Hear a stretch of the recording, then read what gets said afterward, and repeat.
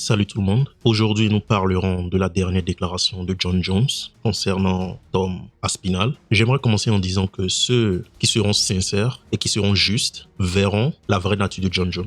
Et c'est pour ça, parce que c'est quelque chose que moi j'ai vu il y a plusieurs années, mais Jon Jones n'est pas celui que vous croyez qu'il est. Et là, comme je le disais, ceux qui seront justes verront la vraie nature de Jon Jones.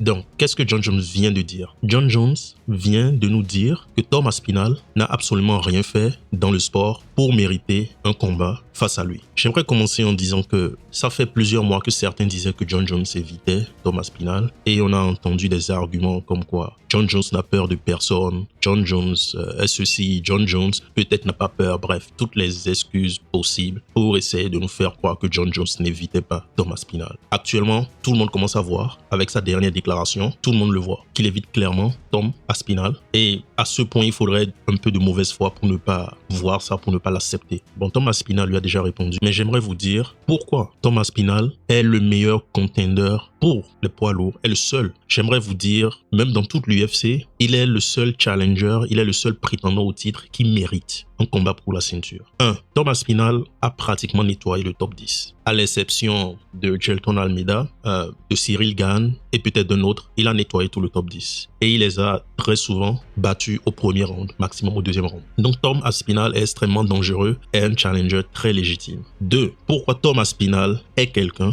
C'est parce que Tom Aspinall a la ceinture intérimaire. Et je pense que j'avais déjà fait une vidéo sur ça en expliquant à quel point ce serait grave, ou bien j'en avais déjà parlé dans l'une de mes vidéos, en disant que ce serait très très grave pour l'UFC s'il laissait Jon Jones faire ce qu'il voulait de la ceinture intérimaire. Parce que bien sûr, Jon Jones ne pense qu'à Jon Jones.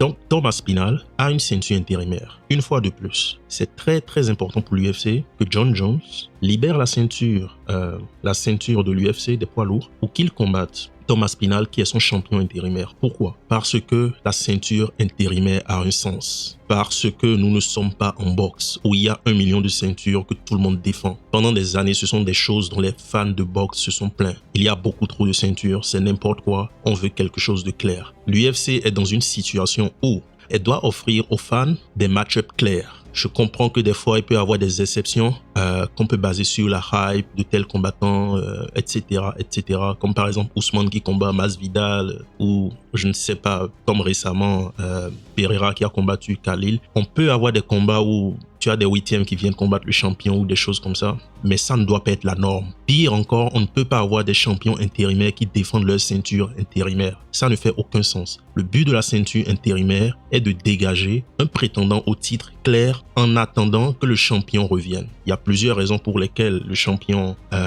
peut être indisposé. Soit il peut être malade, soit il peut être blessé, soit il prend juste du temps, il profite juste de sa vie de champion, le temps qu'il revienne pour ne pas bloquer toute une division et pour garder les combattants de cette division motivés. On crée une ceinture intérimaire ou on annonce une ceinture intérimaire. Mais bien sûr, comme Jon Jones ne pense qu'à Jon Jones, il s'en fout que cette tradition soit totalement brisée. Parce que une fois de plus, Jon Jones ne pense qu'à Jon Jones.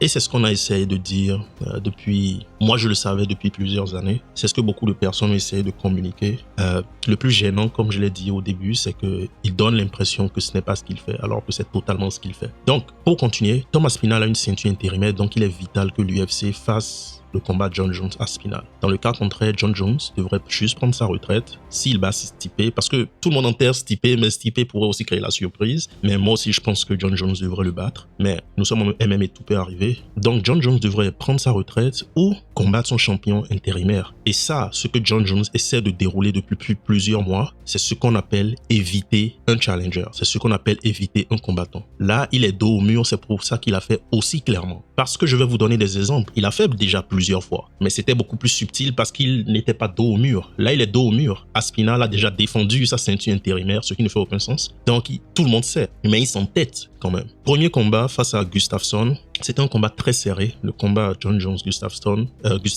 c'était même une masterclass. Mais beaucoup pensaient que Gustafsson avait gagné.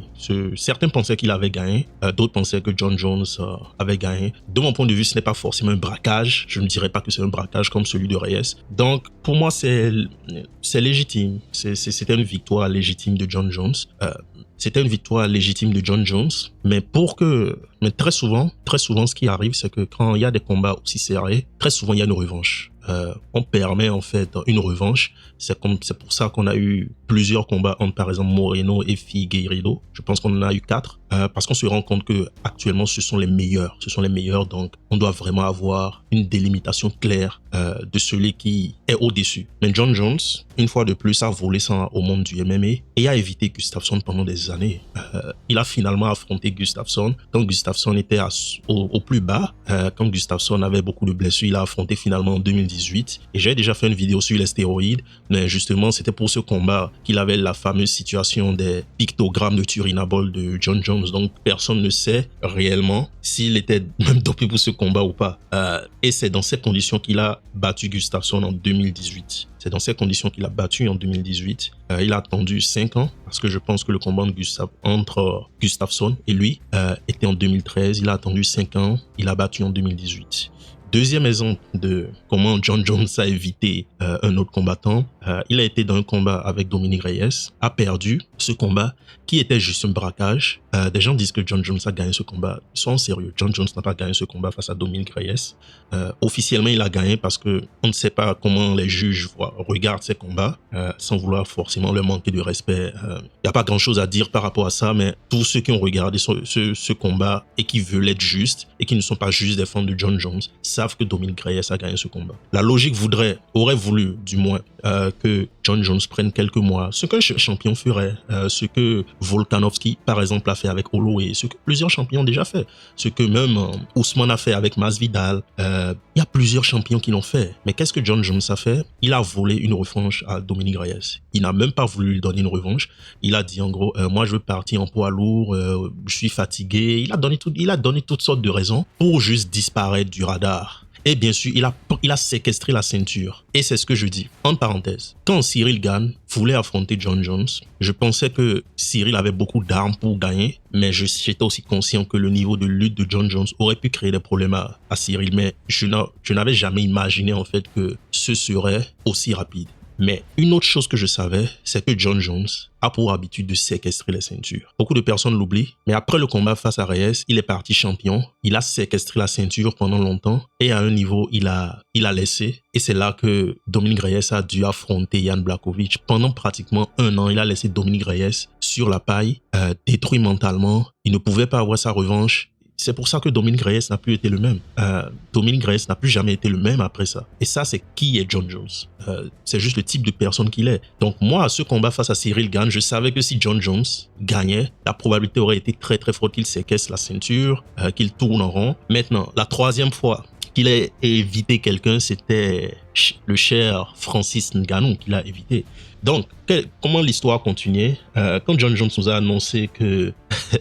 Quand il nous a annoncé qu'il prenait sa retraite ou qu'il voulait aller en poids lourd, qu'il n'attendait plus rien des lourds légers, après avoir eu un combat aussi proche, aussi serré avec Reyes, une fois qu'il nous a annoncé ça, il nous a dit qu'il allait en poids lourd. Et à ce moment, qui était le grand contender des poids lourds, c'était Francis Ngannou. Mais Francis il commençait déjà un peu à s'aligner pour combattre Stipe. Mais John Jones, ils ont essayé de faire un combat John Jones-Ngannou. John Jones a quitté les lourds légers en nous disant qu'il voulait aller en poids lourd, il a donné toutes sortes d'excuses, qu'il montait maintenant, etc., etc. Maintenant, pour combattre Ngannou, il a demandé 8 millions de dollars. Les articles sont là. Une fois de plus, tout ce que je dis est vérifiable. Vous pouvez vérifier tout ça sur Internet. Vous pouvez prendre 5 minutes et vérifier tout ça. Il a dit qu'il voulait 8 à 10 millions de dollars. Pour combattre Francis Ngannou. L'UFC va jamais lui donner ça. On sait que l'UFC va pas juste lui donner cet argent. Et il le savait. Et c'est pour ça qu'il a fait. Bizarrement, quand Francis a eu ses problèmes en 2023, avec l'UFC, il est parti au PFL. 2 semaines après, comme par hasard, John Jones est maintenant libre. Et il veut maintenant combattre Cyril Gane pour la ceinture. Mais bien sûr, il avait bien fait son calcul. Cyril Gane, même s'il est un striker exceptionnel pour la division des poids lourds, le fait est que d'un point de vue grappling, lutte, ce n'est pas vraiment son fort. Et John Jones sentait qu'il pouvait exploiter ça. Donc, il a malheureusement exploité et Cyril a perdu et maintenant il séquestre cette ceinture. Donc ça fait 3 personnes que John Jones a déjà évité, un peu plus subtilement. Là, c'est beaucoup plus clair comme je l'ai dit parce que Aspinall, tout le monde sait qu'Aspinall est le prochain, est le prétendant le plus légitime actuellement à l'UFC pour un combat pour la ceinture. Maintenant, je vais parler de l'argument de Jon Jones et je pense même que vous comprenez déjà là où je vais en venir avec tout son argument de Poatan. Poatan est un combat facile pour lui. C'est pour ça qu'il dit qu'il essaie de créer des choses. Oui, Poatan.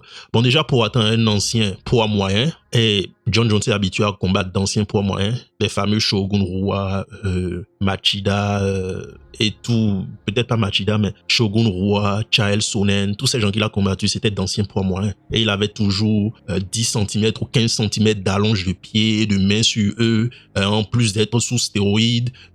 Oui, il avait tous ces avantages sur ces gens et bien sûr, on dit aujourd'hui qu'il est le GOAT.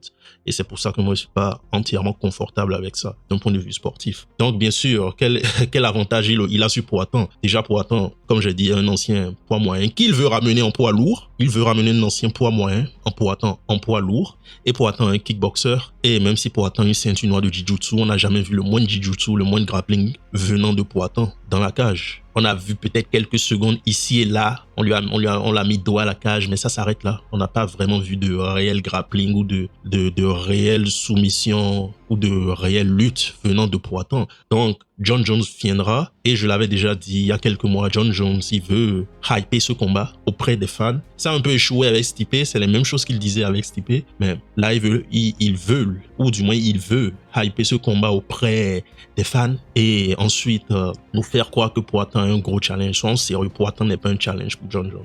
Jon Jones a un niveau de lutte très élevé. Jon Jones a toujours combattu dans des divisions bien lourdes. Ce sera du travail facile pour Jon Jones.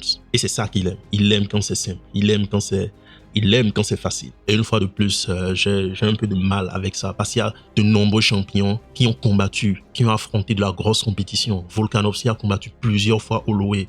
Quand on regarde toutes les personnes que Georges Saint-Pierre a battues, des gens qui étaient dans leur prime, à son niveau, des fois il était désavantagé. Quand on regarde ce que DJ a fait, et ne vous méprenez pas, je ne dis pas que Jon Jones est nul, je ne le dirai jamais. Ce n'est pas ce que je dis. Jon Jones est fort, mais GOAT, je ne pense pas. Je ne pense pas et c'est juste mon avis. Je ne pense pas. Quand je regarde ce que d'autres personnes ont fait dans ce sport, je ne pense juste pas. Maintenant, je vais finir avec l'histoire, un petit moment histoire pour vous montrer qu'en fait, l'argument de Jon Jones est encore plus faux.